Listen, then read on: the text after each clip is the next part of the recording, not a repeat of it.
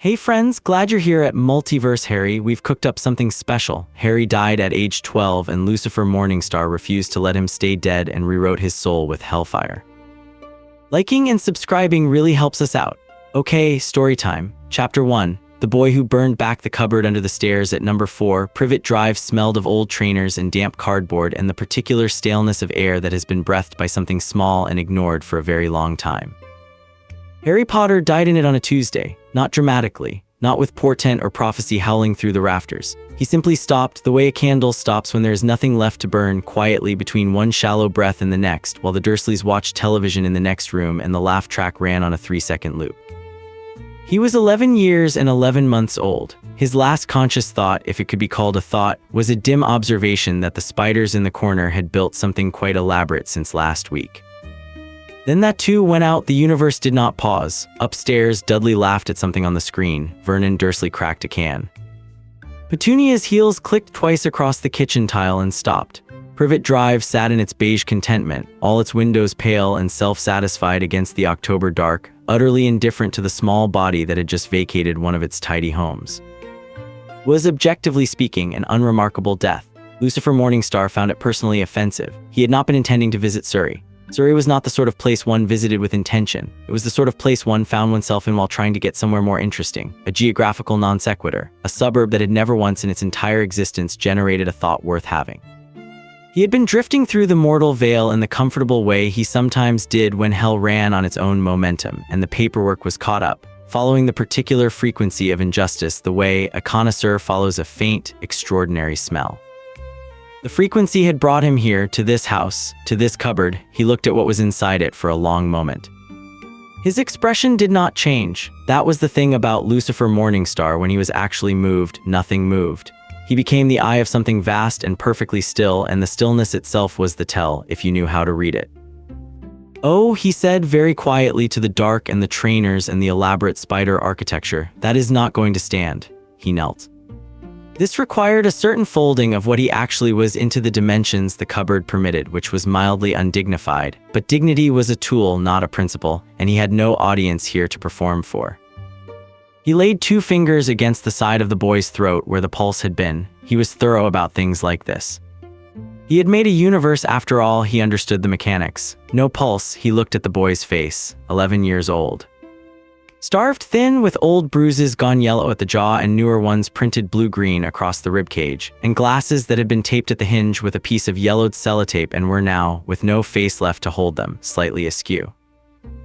The eyes were closed. There were spiderwebs in the cupboard corners and a name on the door, Harry, written in a child's hand on a piece of paper and taped there with the same sellotape. And somewhere in the house a laugh track still running, and Lucifer Morningstar sat in the dark in a Surrey cupboard and felt something he had not felt in longer than the human concept of time allowed. Fury was the wrong word. It was too hot, too immediate. This was colder than fury. This was the kind of thing that had once rewritten the architecture of heaven, and it was quiet as a held breath, and it had nowhere to go except inward, except back into his hands, except... He pressed his palm flat against the boy's sternum. "I am going to give you something," he said, and his voice in the small dark space had a quality to it that was not quite sound, more like the first vibration before sound, the thing that sound is made from. "It is not going to feel like a gift. I am not particularly known for gifts." A pause. "But it is what I have, and it is genuine, and I will not watch another." He stopped, breathed, started again. "You were cheated," he said, "by people who should have been better. I understand that specific mechanism better than almost anything alive." His hand pressed harder. Beneath it, the boy's chest was cold and still as a stopped clock. "So, come back." The hellfire came up through him the way the ocean comes, not from above but from below, from the deep in the ancient place that was the first forge of the universe, older than stars, the fire that had lit everything that ever burned. It poured through his palm in a color that had no name in the visible spectrum, somewhere past gold and past white and into a register that made the spiders in the corner of the cupboard scatter frantically for the wall. The first thing the hellfire did was burn away what was broken. There was a lot broken. The boy's soul had been compressed by 11 years of systematic erasure into something small and armored and furious, a knot of survival instinct and fierce intelligence wrapped around a core that had been told, repeatedly and with great creativity, that it had no right to exist. The hellfire went through that knot like a solvent through rust, and what it left behind was neither the original structure nor entirely something new. It was a third thing, a reforged thing, shaped in part by what had been there before, the intelligence, the stubbornness, the sardonic adaptation to absurdity, and in part by what was passing through him now. The first fire, the fallen star's particular gift for clarity. The Hellfire did not make Harry Potter good or evil. It made him incandescent with the specific knowledge of what was real and what was not, what mattered and what was theater. It made him the sort of being who would look at a locked door and understand on a level beneath thought that locks were a social agreement and he had never signed the contract. The second thing it did was hurt. It hurt the way being alive hurts when you have not been, the way cold water feels like fire on frostbitten skin, sensation as assault, the body suddenly remembering it has nerves and they have opinions. Harry Potter gasped, a ragged tearing thing, and his back arched off the cupboard floor and his glasses fell completely off and the sellotape-taped hinge finally gave up and the two halves separated in the dark, and he lay there shaking and breathing and absolutely, irreducibly, furiously alive. Lucifer sat back on his heels. Something in his face did something that he would have categorically denied was relief. "There we are," he said. Harry Potter lay on his back in the cupboard under the stairs, chest heaving, and stared up at the man crouching over him. In the ambient nothing light of the cupboard, the man looked like something had decided to design a human being using only the most alarming possible raw materials. Criminally elegant, dark-haired, wearing a suit that cost more than the house they were both currently inside, and radiating the kind of low-level wrongness that animals feel before earthquakes. Harry's voice when it came out was hoarse and scraped raw and completely level. "You're not a spider," he said. Lucifer blinked. "I am not. I was looking at spiders, last thing I remember. Yes, you died, I brought you back. There are, as you will discover, some significant changes to your interior architecture." A pause. "My name is Lucifer Morningstar, you may have heard of me." Harry looked at him for a long moment. The shaking in his hands had the quality of someone overriding something rather than giving in to it. "The devil," Harry said. "The very same." Another pause. "Right," Harry said and sat up. They could not stay in the cupboard. This was the first practical problem, and it was followed immediately by the second practical problem, which was that Harry could not go back into the Dursleys' house without the Dursleys in it, and he could not leave the Dursleys' house without somewhere to go. And the third practical problem was that when Harry stood up, still shaking, still raw, still half convinced this was a dream he was having while dying, and reached for the cupboard door, the lock melted. Not in a dramatic way, it simply went from solid to liquid to gone in about 3 seconds, and Harry stood there with his hand outstretched and a small, interested expression on his face, looking at where the lock had been. "Ah," said Lucifer. "Yes. That will be a theme. I did that. You thought about wanting to open the door. Your soul has certain new properties." He straightened, tugging his jacket cuffs into alignment with the practiced gesture of a man who had been straightening jacket cuffs for geological epochs. "Consider it a standing permission slip. Locks are not for you anymore." Harry opened the cupboard door and stepped into the hallway of number 4 Privet Drive, where the laugh track was still going, and Vernon Dursley's profile was visible through the lounge doorway, broad-necked, self-satisfied. A can of lager balanced on one knee, and Harry stood in the hall and looked at that profile and felt something move through him like a wave of heat off tarmac. Not rage. Something more considered than rage, something that knew exactly what it was doing. He turned away from the lounge doorway and walked toward the front door. "We're leaving," Lucifer said behind him with the tone of a man who had expected something with more theater. "I have nothing in there I need," Harry said. "You have a trunk, presumably clothing. Certainly those glasses needed replacing even before. I have nothing in there I need." They left. The front door opened itself before he reached it, the latch mechanism simply deciding to be elsewhere. And the October night came in cold, wet, Surrey-smelling, utterly indifferent, and Harry Potter walked out of number 4 Privet Drive for the last time and did not look back. And the door closed behind him with a click that had the finality of a full stop at the end of a very long sentence. Lucifer walked beside him. Neither of them spoke for a block. "You're angry," Lucifer observed. "I'm not angry," Harry said. "You're not angry." "Anger is when it surprises you." Lucifer looked at him sideways. The look was the sort that professional poker players try to achieve and never quite manage, perfectly calibrated curiosity, with something else underneath it that was not going to be named in public. "How long were you in that house?" "Since I was 1, and before that, my parents died." "Yes, I am aware." A pause in which the October dark sat between them. "I am sorry for that." Harry glanced up at him. The glance was fast and sharp and slightly startled, the way you look when you've been expecting someone to say something routine and they don't. "Then it was gone, right," he said, and they kept walking. The next year was not a story that told itself in sequence. It told itself in fragments, the way things do when they are genuinely strange, in moments that stood out from the ordinary passage of days like heat signatures in a cool room. Lucifer had, with the particular efficiency of a being who had been solving logistical problems since before currency was invented, acquired a flat in central London. This required approximately 40 minutes and no paperwork, and the estate agent who facilitated it retained a vivid memory of the transaction for the rest of her life and could never entirely explain why she had offered the penthouse at a fraction of its listed price. The flat was large, white, and had a piano that Lucifer played at 2 in the morning when he thought Harry was asleep, which Harry almost never was. Harry's sleeping had changed. He did not need as much of it. 6 hours was generous, 4 was sufficient, and in those 4 hours he did not dream, or if he did, the dreams were not the kind that left tracks. He spent the hours between 2 and 4 most mornings sitting on the floor of the flat with his back against the piano's resonating weight, listening to whatever Lucifer was playing, reading from the stack of books that had accumulated on his side of the living room.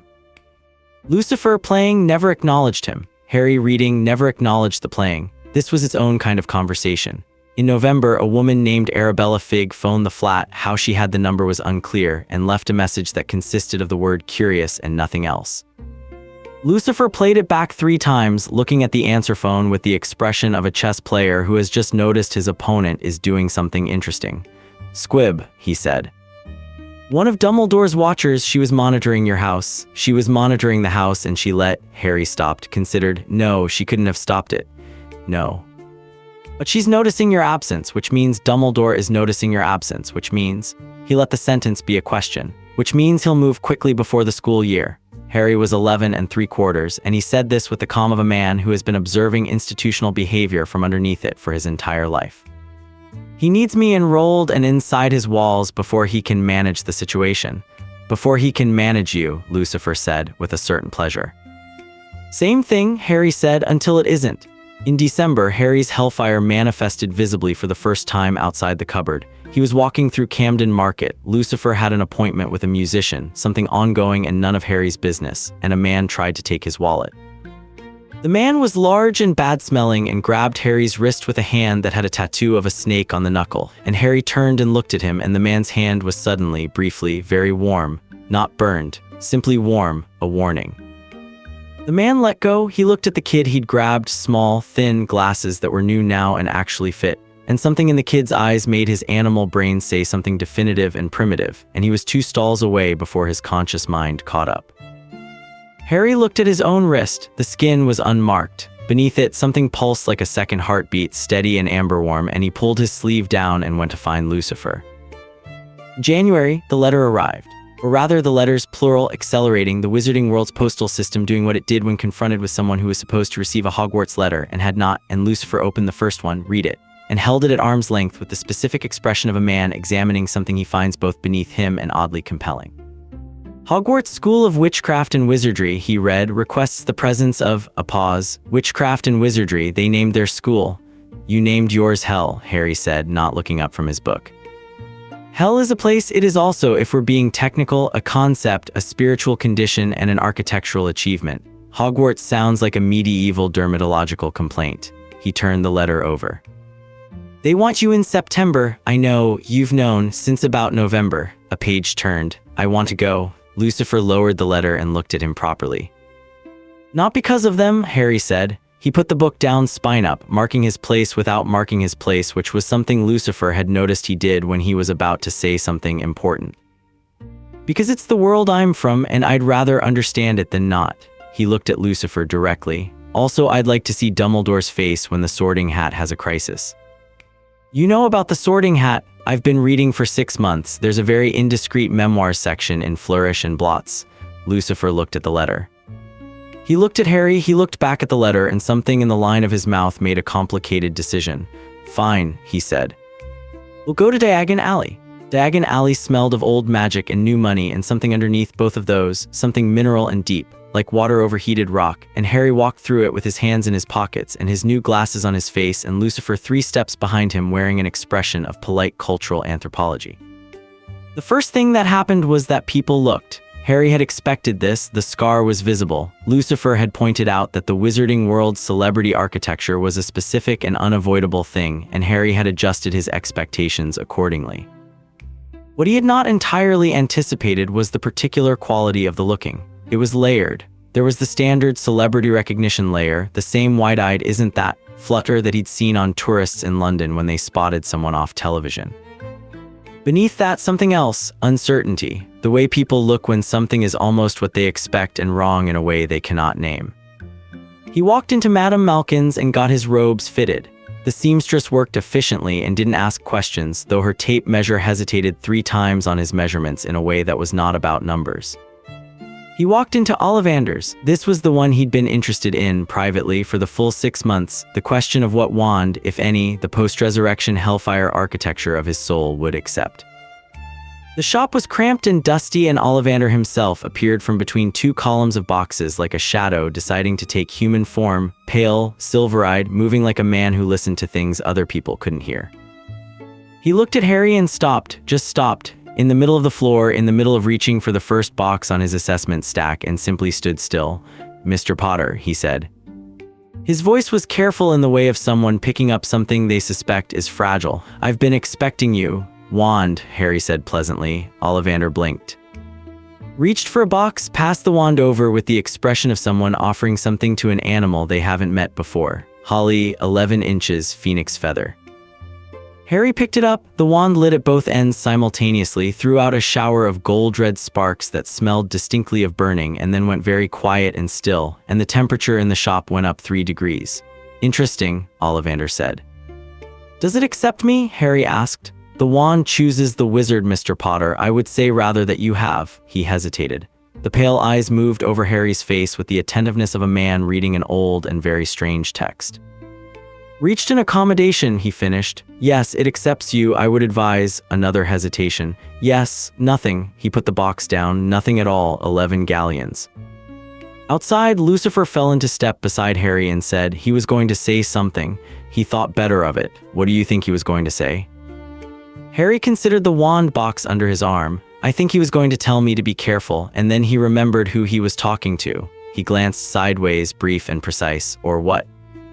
Went to Gringotts last. This was the moment Harry had been genuinely curious about, in the way he was curious about things that might be genuinely unpredictable. The goblins were ancient and observant and not beholden to the social contract of human magical Britain, and their bank was built on a relationship with the physical and metaphysical properties of wealth that was considerably more honest than any human institution he'd encountered. They saw him coming, not the casual recognition of the Diagon Alley crowds. This was professional, instantaneous, and the goblin at the nearest counter mid-transaction, a stack of coins on the scale, looked up, looked at Harry, and made a sound that was not quite speech. 2 seconds later, every goblin behind every counter had looked up. The bank did not go quiet. It went alert, which was something different, the same hum, the same industry, but with its attention redistributed. The goblin who received them was named Griffook, according to his name plate, and he showed his teeth at Harry in the goblin way, which was not a smile. "Mr. Potter," he said, "your vault." "Thank you," Harry said. They went down. The cart ride was steep and fast and smelled of iron, and Harry sat in it with his hands on the rail and watched the torchlit tunnels go by. And when they arrived at Vault 687, the Potter family vault, and the door swung open on a modest mountain of gold, Harry stood on the threshold and didn't touch any of it for a moment. Lucifer stood beside him, looking at the gold, and for once said nothing. Harry reached in and took what he needed, not a handful, a considered amount. The goblins watched. On the way back up, Griffook said without looking at him, "The fire in you is old." "Yes," Harry said, "older than this bank. Somewhat, yes." A pause in which the cart rattled through a sharp curve, and a draft of cold air came up from below, smelling of deep earth and older things than gold. "You will not burn us," Griffook said. Not a question, not quite a command. "I have no reason to," Harry said. Griffook showed his teeth again. "Good." At the bank's entrance, back in the sunlight, Lucifer said, "You just negotiated a non-aggression pact with a goblin without either of you acknowledging that that was what was happening." "Yes, you're 11. 11 and 10 months. Harry put his bag over his shoulder. "Can we get chips?" The summer resolved. The calendar moved with the particular indifference calendars have. September came. King's Cross Station was loud and smelled of diesel and Cornish pasties, and the specific anxiety of a new school year. And Harry walked through the barrier between platforms 9 and 10 with his trunk on a trolley, and an owl in a cage. Lucifer had bought him the owl, a tawny female, in a moment of uncharacteristic generosity that Harry had logged and not commented on, and the Hogwarts Express sat on the other side of it, scarlet and spectacular, steam rolling back in the morning light. He loaded his trunk, he found a compartment near the back of the train, stowed the owl's cage on the rack, and sat down. Lucifer was not with him. Lucifer had, on the platform, done something Harry had not expected. He had straightened Harry's collar, the kind of small, practiced gesture that belonged to a language Harry had never been taught, and said, "You will contact me if something requires burning." "I'll contact you if something requires burning," Harry had agreed. "Not otherwise. Not otherwise." Good. And then, because Lucifer Morningstar was fundamentally incapable of leaving anything without a postscript, he had added, "You know what you are. Don't let them tell you otherwise." "I know what I am," Harry said. "Yes," said Lucifer, "that's rather the point." Now Harry sat alone in the compartment, and the train began to move, and he took out a piece of parchment, standard issue, from the supplies on his list, and held his wand above it and thought about fire. The parchment caught. A small flame contained clean amber, perfectly circular, burning from the center outward without consuming the paper any faster than Harry wanted it to. He watched it burn. The flame made no smoke. The compartment smelled faintly of warm honey and something mineral. When the circle had burned to the edge, the parchment became ash without falling, held together by the last of the heat, maintaining its shape for one precise moment before dispersing. He was still watching the ash when the compartment door slid open. Two people. The girl first, brown hair, book already in hand, the kind of person who takes a compartment's temperature before sitting down. Her eyes went to the ash still hanging in the air above his palm, and they were brown and quick and not scared, interested. Behind her, a boy, ginger, tall for his age, freckled, lugging more bags than the compartment had obviously been designed for, with a smear of something on his chin that was probably Cornish pasty.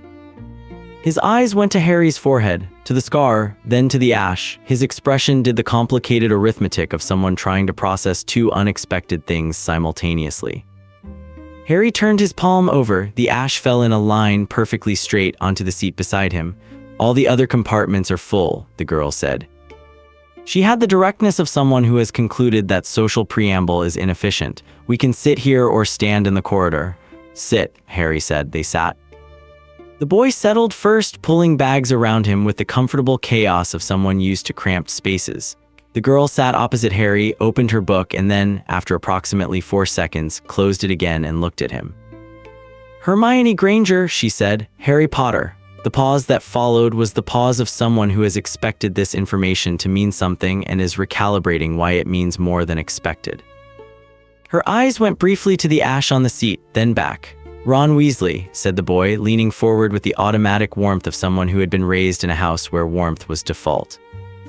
He stuck his hand out. Harry shook it. "You really have got your scar?" "Yes," Harry said. "I have. Sorry. Mum always says don't stare." "She's right, but it's fine." Harry looked at them both with the particular quality of attention that made people feel simultaneously seen and slightly checked. "You're both magical." "Yes," Hermione said. "You can tell. Something about the air around you." He considered how to say this accurately. People who haven't grown up with it have a certain availability. "The magic isn't structured yet, it's just present." He looked at Ron. "You've grown up with it. Yours is patterned, old family patterns." Ron stared at him. "That's 6 brothers, well, 5 brothers and a sister. The Weasleys are old blood," Harry said, not with contempt. "Simply as a fact, yeah." Ron's expression was doing something that might have been parsing. "Are you, obviously you know about magic."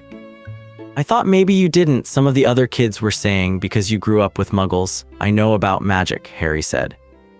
Outside the window, the city was giving way to something greener and less certain. "I know a considerable amount about magic." Hermione had been watching this exchange with the bright, focused attention of someone who collects data automatically.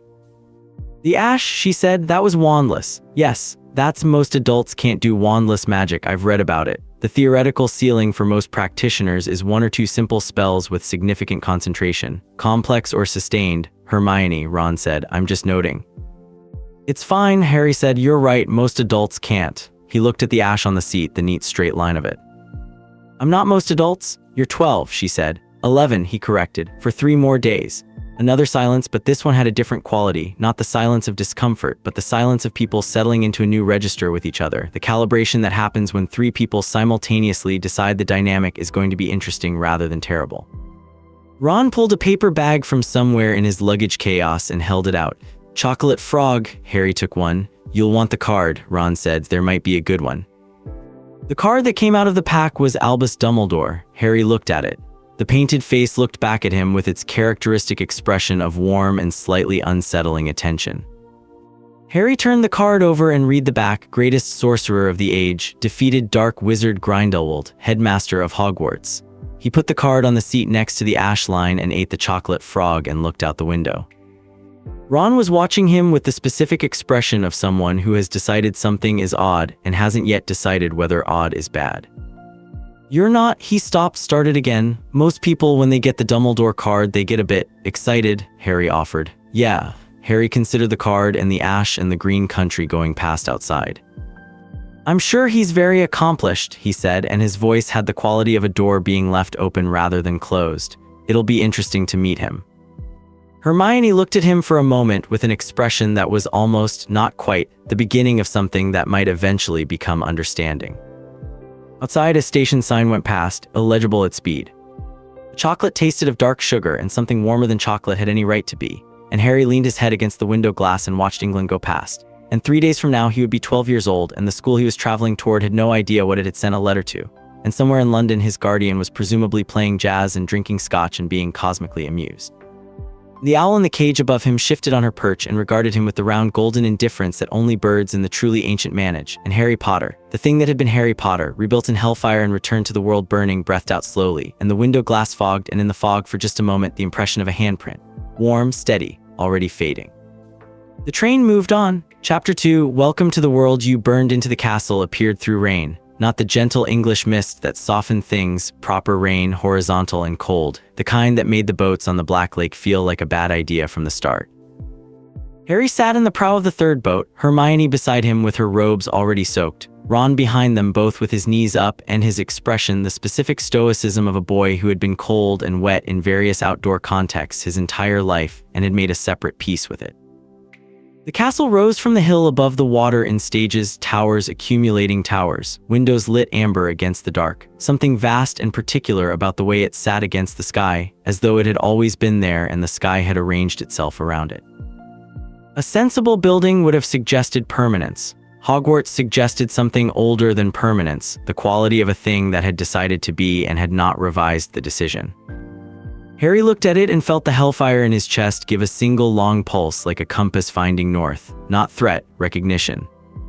His place was old enough that it remembered fire. Professor McGonagall met them in the entrance hall, and she was exactly what she looked like, iron governance in a pointed hat, the sort of person whose approval you wanted on a level that bypassed rational decision-making. And she ran her eyes across the cluster of damp 11-year-olds with the efficiency of a woman who had done this for decades and still did it properly, and then her eyes reached Harry and paused. Only a second. Less. Then they moved on, and she was speaking about the sorting, about the houses, about standards of conduct, and Harry stood in the line of first years and watched her with the attentiveness he gave to things that were going to matter. She'd looked at him the way Ollivander had, the way Griffook had, like something had been expected and something slightly different had arrived. He filed this away not as a threat but as a data point, and the data point went into the same column as Dumbledore's card on the seat with the ash. And the column was labeled, they already know something is different, and the next column was labeled, what are they going to do about it? And Harry was, on a genuine and uncomplicated level, curious about the answer. The doors to the Great Hall opened. The ceiling was doing what the books had described, charmed to reflect the sky outside, which meant 400 students were eating dinner under a thunderstorm, and the candles threw light upward in a way that made the floating look effortless, and 4 long tables sorted themselves into the hall's length with the comfortable authority of tradition, and hundreds of faces turned toward the line of first years walking in. And somewhere in the middle distance, a red-headed cluster that could only be the rest of the Weasley family broke into a wave toward Ron, who went red from the collar upward. Harry looked straight ahead. He was aware of the ripple his presence created moving through the room like a stone through water, the widening rings of whisper, the craning of necks, the specific frequency of recognition meeting something not quite expected that he'd felt in Diagon Alley and apparently was going to feel for some time. He let it pass through him without friction. Friction required engagement, and engagement required caring, and Harry had a limited supply of caring and preferred to spend it on things that deserved it. The sorting hat sat on its stool at the front and looked, insofar as a hat looked, deeply tired. McGonagall placed it on the first head in alphabetical order, and the hat called Gryffindor, and the red table erupted, and the process moved forward, and Harry stood in the line and watched and waited. The hat sorted Hermione into Gryffindor in approximately 4 seconds, which told Harry that Hermione's internal architecture was apparently legible to ancient, enchanted objects, which was interesting. Ron went Gryffindor to what appeared to be the satisfaction of every Weasley currently in the building.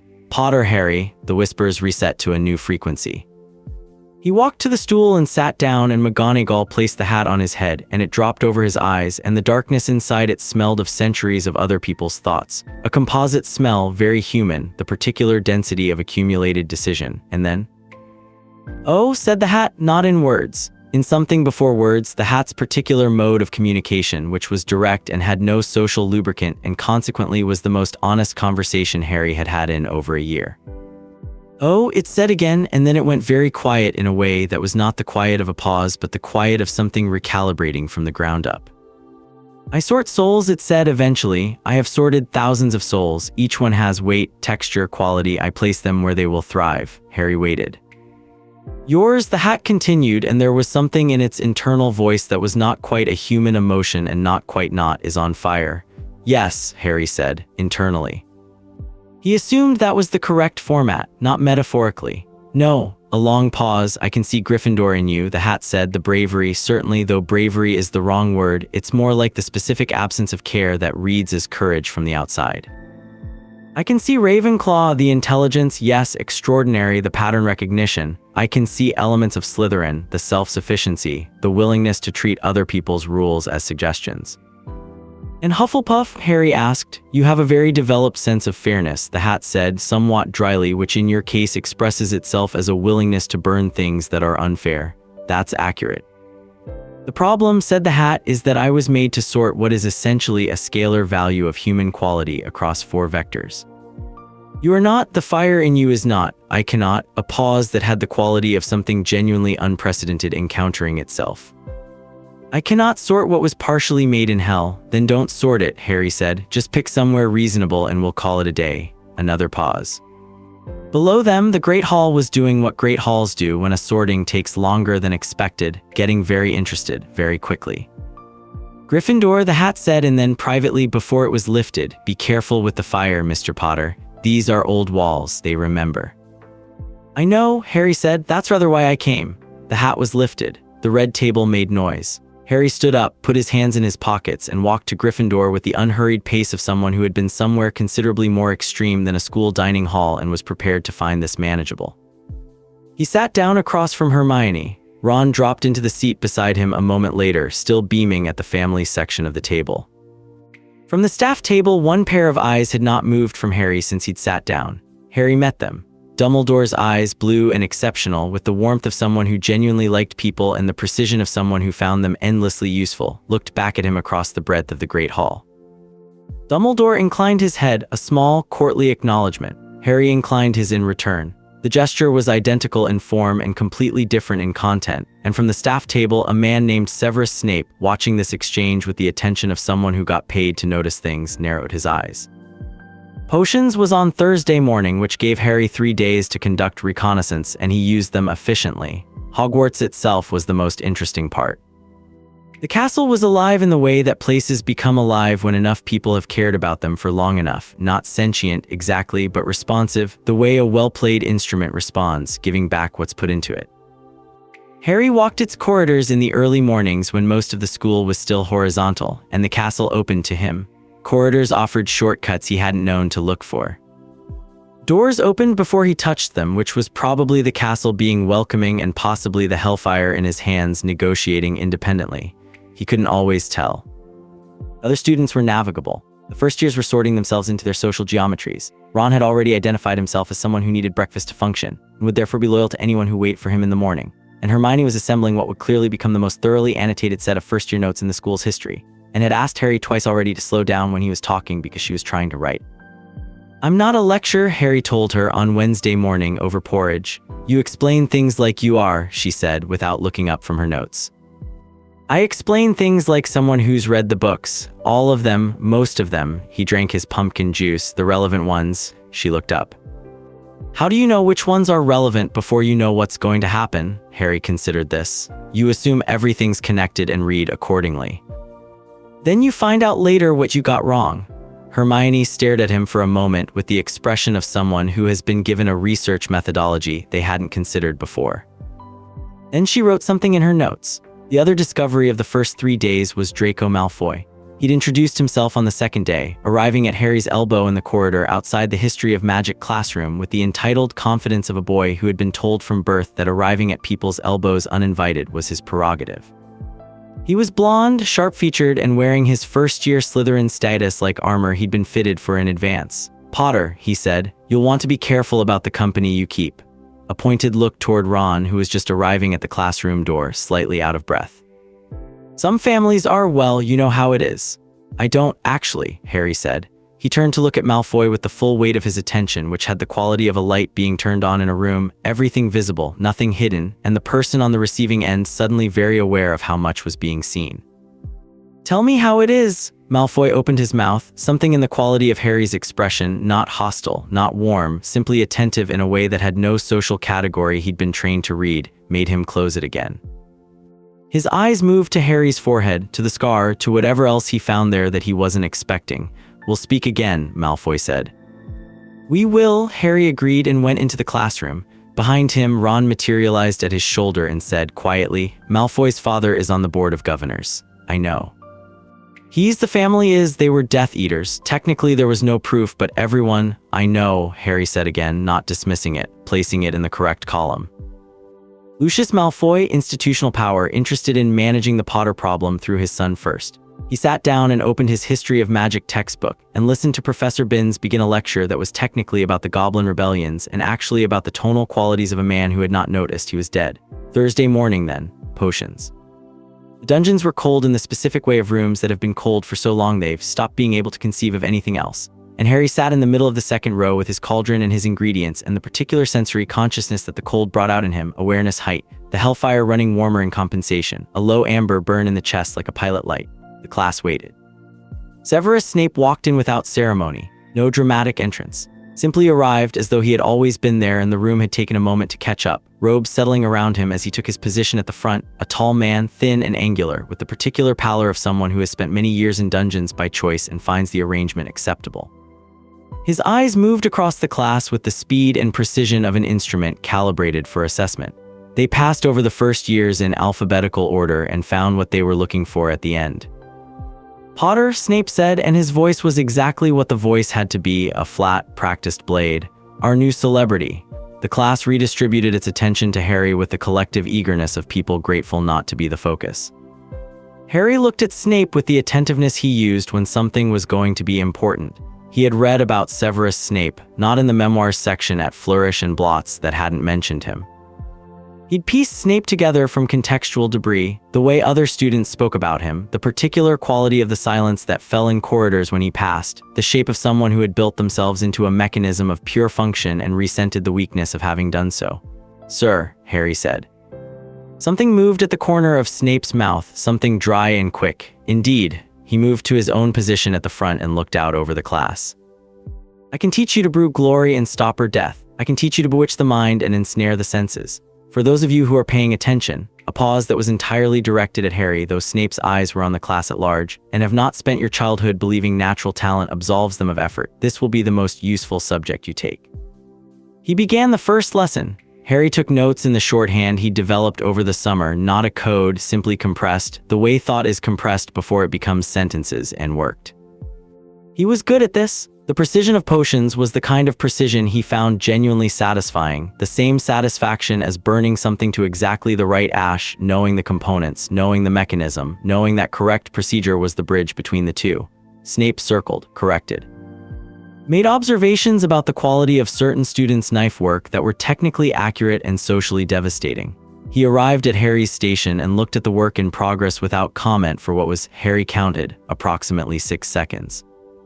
"You are cutting the lacewing flies incorrectly," he said. Harry looked at his cutting, he looked at his textbook, he looked at Snape. "The textbook says 3 millimeters. The textbook," Snape said with the precision of a man driving a very small nail, "is written for children who cannot manage the attentiveness required for 2 millimeters. The flies release their enzyme at the cellular membrane. 3 millimeters loses 30% of the active compound, 2 millimeters loses 8. A pause. "You are not most children." This last sentence arrived in a register that was neither compliment nor contempt. It was an observation, delivered with the clinical care of someone who had decided to be accurate rather than politic. Harry recut the lacewing flies to 2 millimeters. Snape moved on. He spent an additional 3 seconds at Hermione Granger's station. She had already corrected herself to 2 millimeters, having overheard the exchange and adjusted immediately, which Snape noticed and chose not to acknowledge out loud, though something in his posture indicated the noticing. At the end of the lesson, when everyone else was packing up, Snape said without looking up from his marking, "Potter, stay." The class filtered out. Hermione passed Harry with an expression that communicated several things simultaneously and settled on "be careful" as the dominant note. Ron gave him the look of someone who considered this deeply ominous and felt bad about leaving anyway. The dungeon emptied. Snape put down his quill and looked at Harry across the empty classroom. The light down here came from the standing torches, and it turned everything amber brown, and it made Snape's face look less like architecture and more like something that had been weathered. "You were late to Hogwarts," he said. "My letter took several attempts to find me," Harry said. This was technically true. Snape's eyes were going over him with the analytical attention of a man who reads people the way other people read texts, looking for source material behind the narrative. "Where were you?" "London mostly." "With whom?" Harry considered Snape. He considered the question. He considered the man's particular quality, the exhaustion beneath the precision, the way bitterness was a patina over something that had been, at some point, other things, and he made a decision. "An associate," Harry said. "He's been mentoring me. Name, not one you'd know. Try me." A pause. The torches pushed their amber light and the cauldrons gleamed and the potion's ingredients in their glass cases watched with their various preserved expressions. "Morningstar," Harry said. Snape's face did something. A small, fast, muscular event that he controlled almost immediately, but almost was not entirely, and Harry saw it and noted it and filed it because it was genuine and therefore valuable. "Lucifer Morningstar," Snape said. "The same." Another pause longer, during which Snape appeared to be conducting an internal audit of everything he knew about the situation and finding the results professionally inconvenient. "You should know," Snape said finally, his voice returned to its default blade quality, "that the headmaster will want to speak with you." "I assumed," Harry said. "I'm happy to speak with him." Happy is an interesting word choice. "I didn't say I was looking forward to it," Harry said. "I said I was happy to. There's a difference." Snape looked at him for a moment with an expression that was doing something complicated around the eyes, something that was, if you were being extremely precise about it, the very early beginning of something that was not contempt. "Your mother," Snape said, and then stopped. Harry waited. "She was..." Another stop. "Exceptionally gifted at potions," Snape said, and each word had the quality of something being placed very deliberately. "Intuitive in a way that cannot be taught. She cut her lacewing flies at 2 millimeters without being told." Harry sat with this for a moment.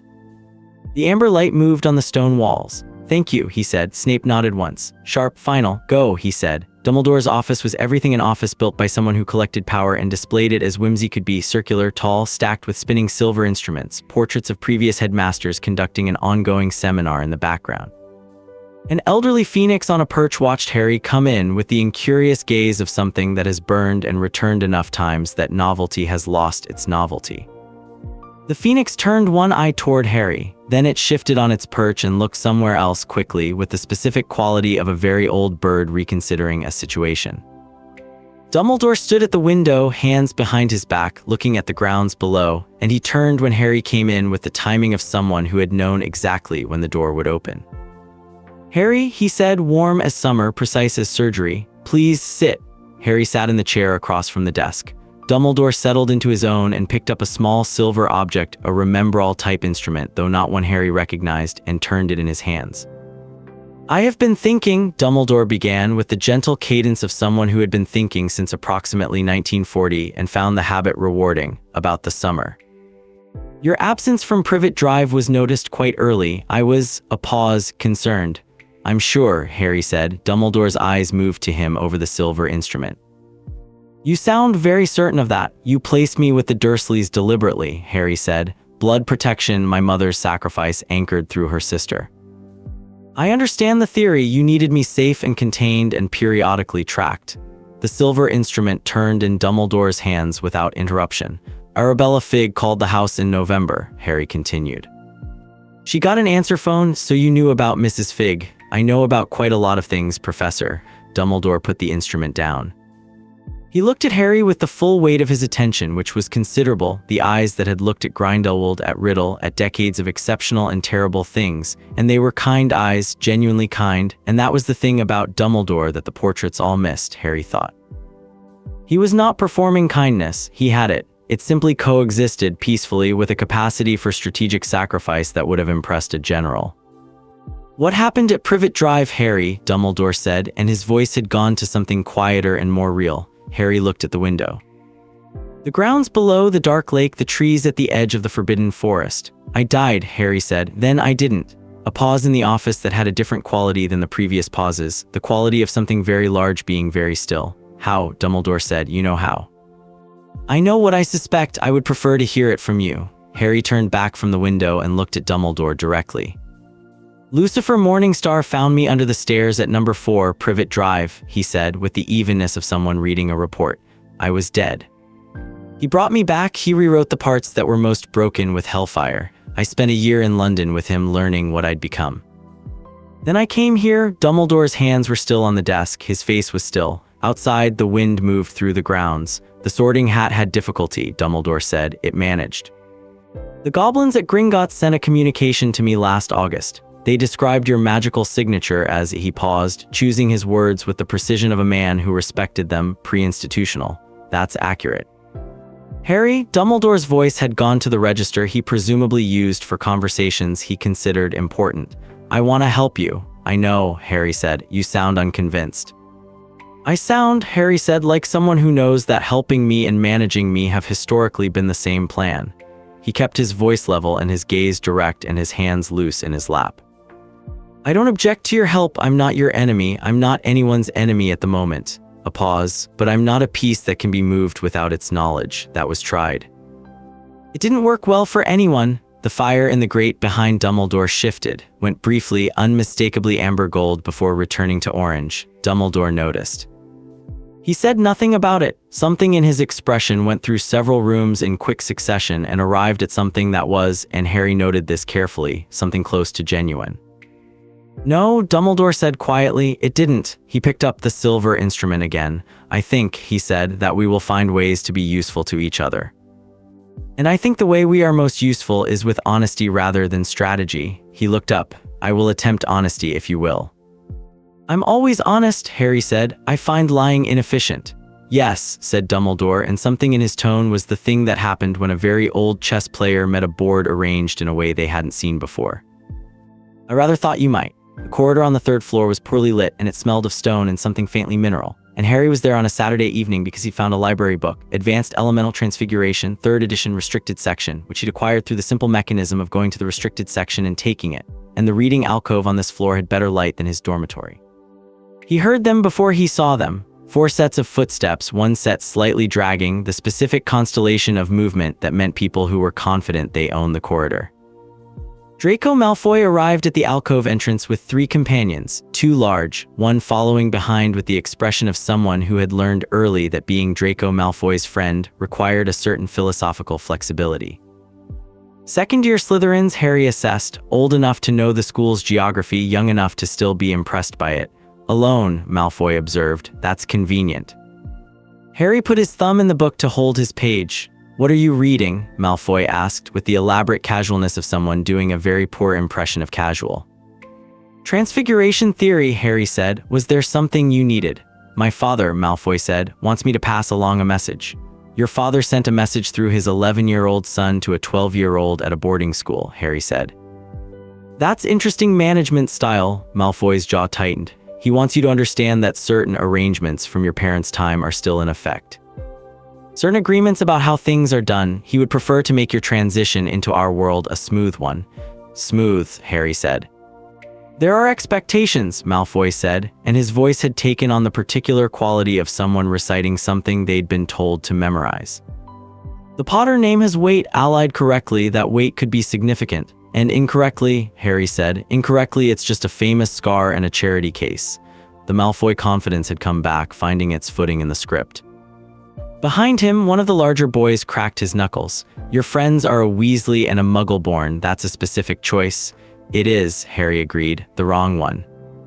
Harry looked at Malfoy. He looked at the 3 boys behind him. He looked at the corridor, the stone walls with their torch brackets, the medieval flagstones, the particular dark that collected in old places like water in a hollow. He put his book down on the alcove ledge. "I'm going to tell you something true," Harry said, "because I find you more interesting than I expected to, and that deserves a reward." He stood up, which changed the geometry of the confrontation. He was shorter than Malfoy, which should have adjusted the power balance and somehow didn't. "Your father isn't afraid of me. He doesn't know what I am yet. When he finds out, he'll be afraid, and then he'll be dangerous, and those are actually two different problems." A pause. "Tell him that verbatim." Malfoy stared at him. The knuckle-cracker behind him had gone still. "Also tell him," Harry said, "that I haven't chosen anyone incorrectly. I've chosen people who haven't asked me to be anything other than what I am. You might want to consider why that's a rare quality." He picked his book back up. Malfoy said, "You think you're something special." "I think I'm something specific," Harry said, "which is different." The boy who cracked his knuckles took a step forward. He was broad and 14 and had the specific expression of someone who had concluded that physical intimidation was a reliable tool and saw no reason to update this model. Harry turned to look at him. He didn't do anything. He simply turned and looked, and the temperature in the corridor, stone-cold, dungeon-adjacent, October-heavy, shifted. Not dramatically, just enough. A degree or two, climbing from the vicinity of Harry's hands, and the quality of the light from the nearest torch changed very slightly toward amber, and the air against the skin acquired the ghost of a smell that was warm metal and old fires and something much older than either. The boy stopped. Malfoy looked at Harry and then at his companions and then back at Harry, and in the careful recesses of his face, behind the practiced aristocratic blankness, something young and genuine moved. "What are you?" "Go home, Malfoy," Harry said, not unkindly. They went. Harry sat back down in the alcove and opened his book. Behind him, on the stone wall, a scorch mark had appeared, not large, not dramatic, the shape of something that didn't quite have a name, two curved lines suggesting the geometry of spread wings. It wasn't there when he sat down. He hadn't consciously made it. He looked at it for a moment. Then Lucifer's voice arrived in his head. Not through the wall, not through magic, simply through the particular connection between what Harry now was and the thing that had rebuilt him, a presence, warm and specifically amused, and it said, "Show off." "I didn't do it on purpose," Harry said quietly to the empty corridor. "Of course you did." A pause, and in the pause the quality of the presence changed very slightly, from amusement to something that sat underneath amusement and was, if you had the vocabulary for it, care. "You're fine, I'm fine. Malfoy's father will receive that message and come to the school. I know. When he does, you don't need to handle it alone." Harry looked at the scorch mark on the wall, the curved lines, the suggestion of wings. He thought about a man in a cupboard under the stairs in the dark, pressing two fingers to a dead child's throat and deciding that the universe had been untidy and he was not going to allow it.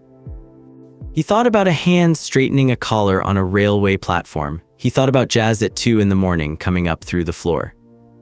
"I know that too," he said. The presence settled, remained for a moment, warm, steady, requiring nothing, and then receded, not departing exactly, more becoming background, the way the sound of a piano becomes background when you've been hearing it for long enough.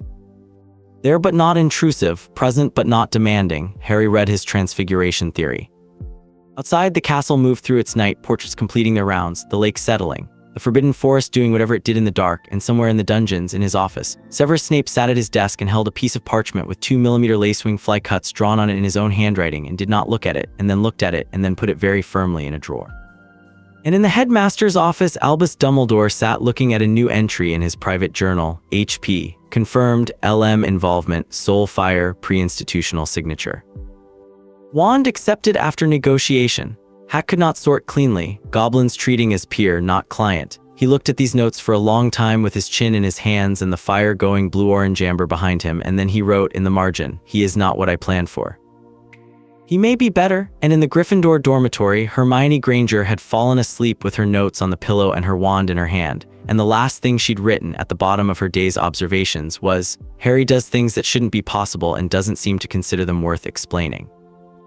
Research history of post-mortem magical manifestation. Also, ask him about the ash on the train. He was sad about it. I don't think he knows he was."